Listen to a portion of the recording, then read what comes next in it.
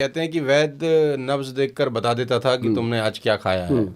वैद्य इतने गुणी होते थे कि वो नब्ज देखकर आपका भूत भविष्य वर्तमान सब बता देते थे। आज के टाइम में तो कह रहे हैं डॉक्टर भी स्पेशलिस्ट हो गए हैं। जिसको हाँ। दिल का पता है उसको आँख का नहीं पता है, जिसको आँख का पता है उसको क्या कहते हैं लीवर का नहीं पता, सब स्पेशलिस्ट हो गए हैं। मुझे तो लग रहा है कुछ दिनों के बाद आएगा राइट आई स्पेशलिस्ट अलग, लेफ्ट आई स्पेशलिस्ट आँखों के भी, दोनों आँखों के अलग अलग स्पेशलिस्ट हो जाएंगे।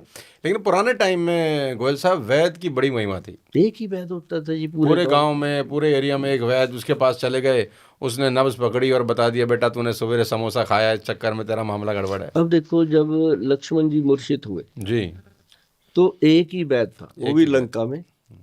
हनुमान जी लेके गए उसके, क्योंकि वैद्य को रिस्पेक्ट देना बनता है। क्या रामचंद्र जी क्या उसको हाथ लगा के लक्ष्मण जी को नहीं खड़ा कर लेते, जो दुनिया चलाते? जी जी कर लेते, लेकिन उन्होंने उस समय महत्वता बताई कि आयुर्वेद और वैद्य की कितनी बड़ी महत्वता है। वैद्य बताएगा कि क्या उपचार है। हाँ, और सबसे बड़े वैद्य तो बजरंगबली जी है। हाँ, उनसे बड़ा वैद्य कौन? अभी पीछे बात हुई हमारी, बैठे बैठे थे, कहते, मैं कहा यार ये बताओ कि हनुमान जी बूटी लेके आए, पहाड़ी लेके आए उठा के, कभी किसी ने ये नहीं बताया कि उसके बाद पहाड़ी रखी कहाँ।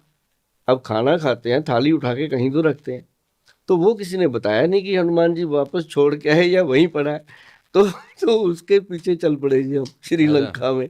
वहां से ढूंढा जी वो सारा चीजें, बड़ी अच्छी चीजें मिली वहां से। छोड़ और के आया कि रखा है वहीं? नहीं, वहीं है, वहीं है श्रीलंका में। पहाड़ वहीं छोड़ दिया वहीं, फिर? अच्छा, वही है। तो सुषैण वैद्य ने बता दिया फिर हैं कि हाँ, सुषैण वैद्य जी जब आए ना, तो उन्होंने बोला कि एक ही बुट्टी है जो फलानी पहाड़ी पे मिलेगी, और वहां पे जाने आने का जो समय था वो लगना ही लगना था।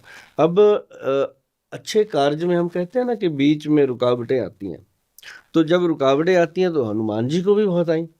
किसी ने रोका, कहीं किसी ने रोका कि ये वहां तक ना ही पहुंच पाए, लेकिन उनका ऐसा स्वभाव कि जहाँ छोटे हो गए कहीं बड़े हो गए। जिसको कहते हैं कि जहाँ अकड़ दिखानी है अकड़ दिखाओ, जहाँ नम्रता दिखानी है नीचे हो जाओ भाई, निकल जाओ पतली गली से, अपना काम करो। तो उन्होंने सिखाया कि अपना काम जरूरी है, कि निशाने पे पहुंचना। तो जब वो जड़ी बूटी लेके आए जी, देखो उन्होंने वो रगड़ा मसला, तो अपने श्री राम जी ने भी कितना वैद्य को महत्व दिया। अब उनके तो दुश्मन घर का वैद्य था ना जी। और वैद्य को ये महत्वता दी कि वैद्य चाहे दुश्मन का हो चाहे मित्र का हो, वैद्य सबका होता है। और वैद्य का फर्ज होता है कि वो सिर्फ बॉडी देखे, पेशेंट देखे, ना कि ये देखे ये कौन है, कौन था, या इसने मुझे कभी गाली दी थी, या इसने मुझे कभी ऐसे किया था। वो वैद्य का काम नहीं होता। और शायद यही इसी के कारण ये जो वैद्यगिरी है, जो आयुर्वेद है, ये आज भी जिंदा है। इसको जितना दफनाया जाता है ये उतना निकल के बाहर आता है।